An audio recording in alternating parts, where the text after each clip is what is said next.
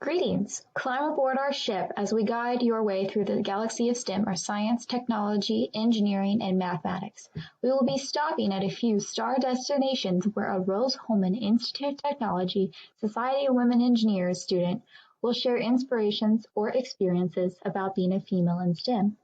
As females, we can connect together to support and make ourselves shine brighter just as stars do in constellations. Let's get started.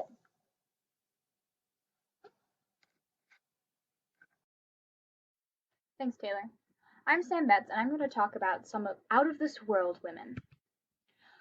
Christina Koch is an astronaut, engineer, researcher, and teacher from Grand Rapids, Michigan. While her career began as an electrical engineer designing instruments for space science missions at NASA, she now holds the record for the longest space flight by a woman. Her background includes a bachelor's in electrical engineering and physics, winter's-long stays in Antarctica, work on several instruments for space probes, and finally ISS expeditions 59, 60, and 61. She has spent a total of 328 days in space from March 14, 2019 to February 6, 2020, and was part of the first 3 all-female spacewalks along with 3 additional ones. Her research on the space station has contributed to studies on biological 3D printers, dark matters, and protein crystals. After all this experience and expertise, she still has most of her career ahead of her at only 41.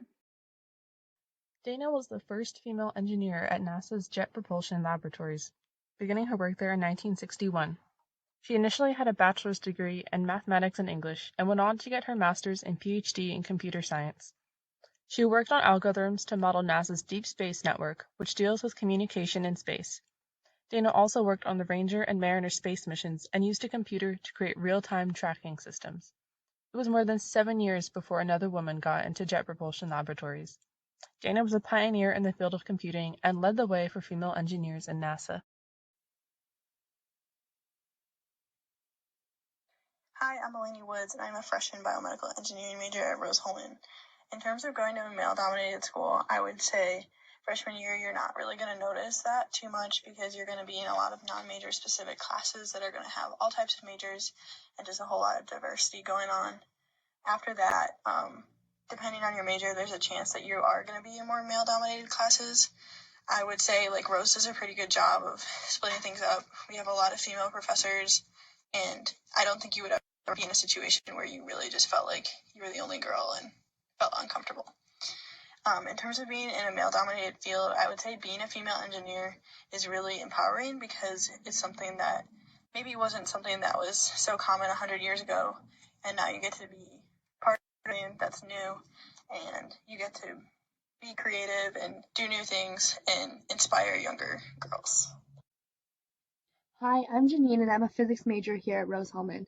I agree with Eleni about there not being a noticeable difference in the day-to-day, but unlike Eleni, my major will definitely lead me to more male-dominated classes down the road.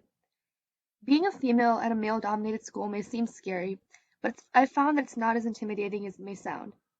When I decided to attend Rose, a lot of people asked me if I'd be comfortable at a school with a gender ratio of roughly 70 to 30 males to females.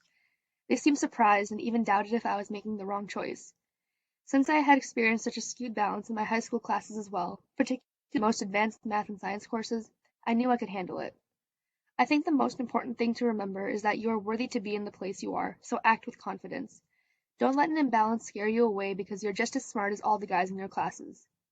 Also remember that you're never going to be alone. There are lots of girls here at Rose with very diverse interests, so you can always find someone to do things with. You also bond well with the girls in your hall, or you can join a sorority or a club like SWE or Wolfpack to meet other women around campus. Being a woman in a male-majority school, especially in computer science, which is one of the most male-dominated fields in STEM, is definitely challenging, but it can also be a unique opportunity for personal and professional growth. One of the biggest challenges for me was the social barrier. A lot of times, my male classmates would all want to work together and would form social groups that could make it really hard to get to know my classmates. Especially because I'm usually one of maybe 2 or 3 girls in my classes, and many CS classes have group projects, this makes it extra tough to find people to work with. But there's also some benefits of being one of the few women in my major and in my classes. For example, since I don't tend to fit into a lot of male-dominated social groups, I usually get to work with different people on every project, which means I get to know a lot more people and also learn how to work with lots of different types of people. There's also sometimes a sense of imposter syndrome that I feel because I'm one of very few women that I know in my major, and it can feel pretty intimidating at times. But by building a strong support system of friends and student organizations that I'm involved with, I can begin to feel much more confident in myself and my abilities. Convey confidence. If you speak quietly and hesitantly, don't make eye contact and fidget, people won't take you as seriously.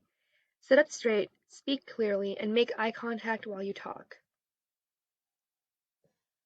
Polite, but be firm. It's not okay for other people to consistently interrupt you, so make sure you speak up when you notice that happening.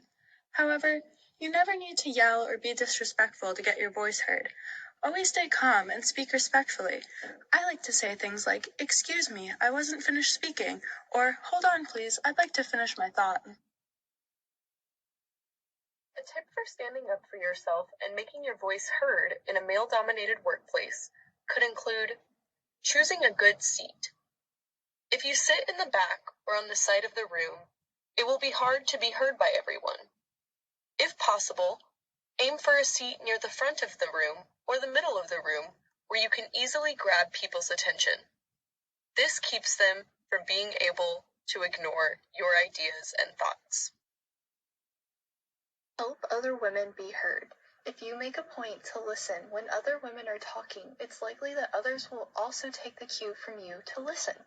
And in general, listen when anyone is speaking. It is always important to give your attention to the speaker. It not only shows that you are paying attention, but it is a major sign of respect. In conclusion, being a woman in STEM can be a challenge. It can be difficult to be taken seriously with the field being male-dominated, but remember to stand up for yourself, have confident body language, make a memorable impression, and support other women. Other women have achieved great things that have changed the world for the better, and so can you. The world is your oyster, and you can do whatever you put your mind to regardless of your gender. Do not let anyone tell you otherwise.